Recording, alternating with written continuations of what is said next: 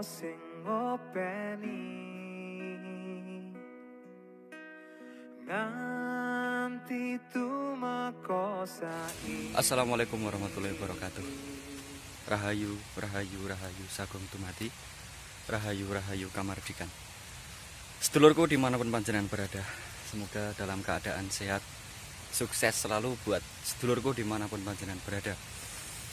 Di kesempatan siang hari ini, ketepatan di hari Rabu Desember 2021, Muhaifin Agus Sultani mengajak sedulur semuanya untuk tadabbur alam, ta'aruf, mengetahui, berkenalan dengan alam dan memahami tentang bahasa alam. Dan kesempatan pagi hari ini menuju siang berada di Waduk Bendo, Ponorogo, dan menuju ke sebuah petilasan, semacam tempat yang dinamakan dengan Watu Dukun ya Mas ya.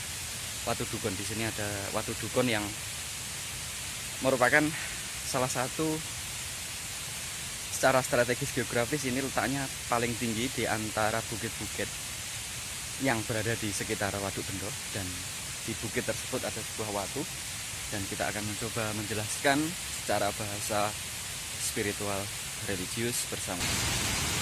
Qala Rasulullah SAW, baliwani walau ayat, sampaikanlah dariku walaupun satu ayat. Dan ini adalah pesan dari Rasulullah zaman dahulu. Kita menyampaikan di sini adalah ayat yang kita sampaikan adalah ayat tentang ayat-ayat bahasa alam semesta, bahasa semesta, bahasa kesadaran, bahasa spiritual religius. Karena bagaimanapun juga, saya katakan sekali lagi bahwa Waduk Bendo ini memiliki potensi wisata, memiliki potensi luar biasa untuk pembangkit tenaga listrik nantinya untuk seluruh wilayah Ponorogo, seluruh wilayah Karesiden Madiun. Dan di sini ada sebuah tempat puncak dari sebuah bukit yang ada batunya. Dan memang energi di sini sangat luar biasa, dan keadaan alam di Waduk Bendo ini. Ada sebuah watu, bahasa Indonesianya adalah batu, bahasa Arabnya adalah hajarun, bahasa Jawanya adalah watu, memiliki definisi yang deskriptif, tapi ini memiliki sebuah potensi alam, di mana kita mengetahui bahwa batu itu adalah itu adalah sejenis benda yang sangat padat, dan ini merupakan salah satu gejala alam, di mana alam mengeras, di mana ketika tanah itu mengeras maka menjadi sebuah batu. Karena menjadi batu itu proses yang sangat panjang sekali. Batu yang di belakang kita ini ada sejarahnya dan ada manifestasi filosofi, ada budayanya, khususnya bagi warga sekitar sini. Nah, bagaimanapun juga, dimanapun juga kita wisata, kita refreshing, selalu ke alam. Kita refreshing mesti ke pantai, refreshing ke waduk, refreshing ke telaga, refreshing ke danau. Ini yang menjadi pertanyaan besar, kenapa? Ternyata alam menjanjikan kita untuk bahagia. Alam menjanjikan kita untuk bahagia, untuk damai, untuk bersahabat dengan alam. Bagaimanapun juga, dalam tubuh manusia semuanya terkandung isi alam. Nasi, lauk pauk, air, dan apapun yang kita masukkan ke perut kita lewat mulut kita ini, semuanya adalah dari alam, manifestasi dari tanah. Dan sifat tanah itu adalah sifat daripada sifat sedulur papat limo panca. Kenapa saya katakan sedulur papat? Karena manusia ini adalah manifestasi dari pengejauhan nafsu, di mana nafsu itu ada 4, mutmainah, sufiyah, lawamah, mutmainah. Ya, amarah, sufiyah, mutmainah, dan lawamah. Nah, kalau kita menurut versi Jawa, sedulur papat itu bisa juga manifestasi dari alam jagat raya ini. Ada tanah, ada air, ada udara, dan ada air. Dari keempat unsur ini, unsur yang tidak bisa dipisahkan sedulurku semuanya dari kita, dari diri manusia. Makanya manusia ini ketika mati nanti akan menjadi tanah, kembali menjadi tanah, karena unsurnya adalah tanah. Maka orang-orang yang tidak memiliki adab dan sopan santun terhadap tanah, atau istilahnya tidak punya tata krama kepada tanah atau tempat-tempat yang memang di situ dijadikan tempat yang religi, yang bernuansa supranatural, maka akan berdampak kepada orang tersebut. Berdampaknya karena pikiran yang negatif, prasangka yang negatif, prasangka buruk dan sebagainya. Padahal ketika kita kembali ke adat Jawa, budaya Jawa, dimanapun tempat kita berada, itu bumi Allah. Di ayu makanin tanah masjid Allah, dimanapun kita berada, itu adalah masjid Allah. Kita bisa bersembahyang, kita bersujud, kita bertasbih, bertahmid, bertakbir, dan lain sebagainya. Oke, sedulurku, dimanapun panjenengan berada, saya akan mencoba mendeteksi secara clairvoyant. Di belakang kita ini memang ada sebuah batu, di mana batu yang di belakang saya ini mempunyai energi positif yang sangat kuat sekali, di mana energi ini adalah energi leluhur, energi orang-orang primitif zaman dahulu. Saya tidak sebutkan sosoknya, saya tidak sebutkan sukmanya. Yang jelas kehadiran beliau di sini membantu kami untuk kembali kepada diri, kembali kepada jiwa Jawa yang jawani, jiwa yang suci. Oke.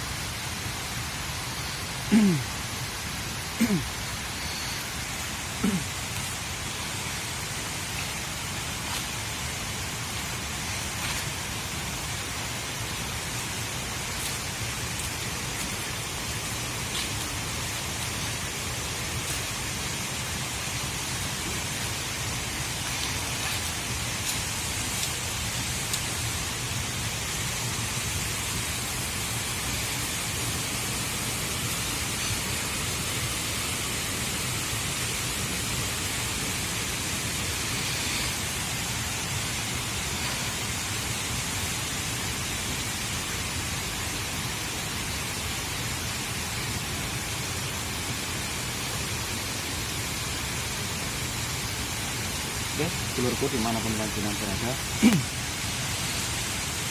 Qala Rasulullah SAW, baliwani walau ayat, sampaikanlah dariku walaupun satu ayat. Dan ini adalah pesan dari Rasulullah zaman dahulu. Kita menyampaikan di sini adalah ayat yang kita sampaikan adalah ayat tentang ayat-ayat bahasa alam semesta, bahasa semesta, bahasa kesadaran, bahasa spiritual religius.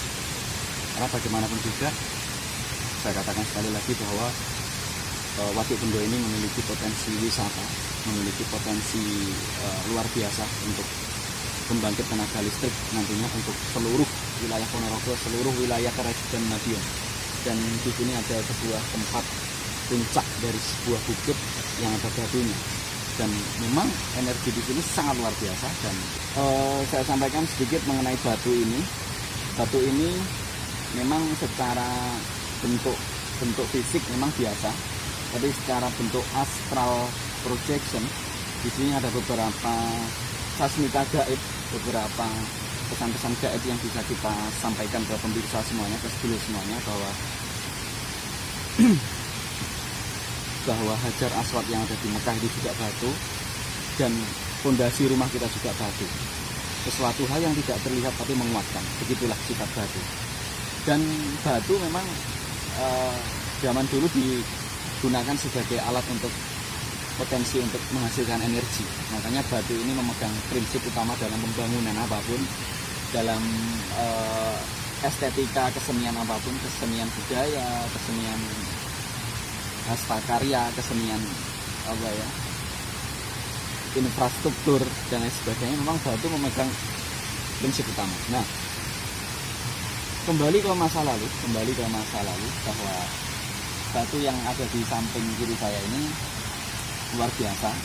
Dan kenapa orang membangunnya ada cungkup seperti ini, karena ada sapunya. Ya tidak lepas bahwa energi di sini adalah ada energi semesta, ada energi leluhur yang masih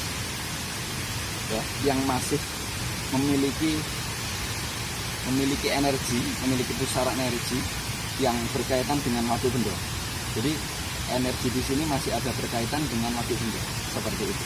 Entah strateginya, entah geografisnya, entah dari beberapa orang yang dahulu pernah di sini dan melihat kalau di sana nanti akan dibangun waduk yang besar. Karena waduk yang kita lihat ini porsinya sangat panjang, dan orang zaman dulu yang pernah di sini memang sangat titen, sangat titen memegang prinsip titen seperti itu.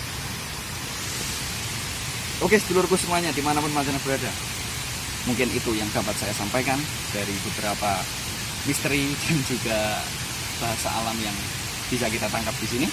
Dan kita selalu berdoa kepada Allah, iyyaka na'budu wa iyyaka nasta'in ihdinas siratal mustaqim siratal ladzina an'amta 'alaihim ghairil maghdubi 'alaihim waladdallin. Terima kasih. Jangan lupa dukung terus agar kita selaku warga Ponorogo menghargai budaya, menghargai adat, dan menghargai cikal bakal tanah yang kita tempati, yaitu tanah Ponorogo. Sekian, assalamualaikum warahmatullahi wabarakatuh.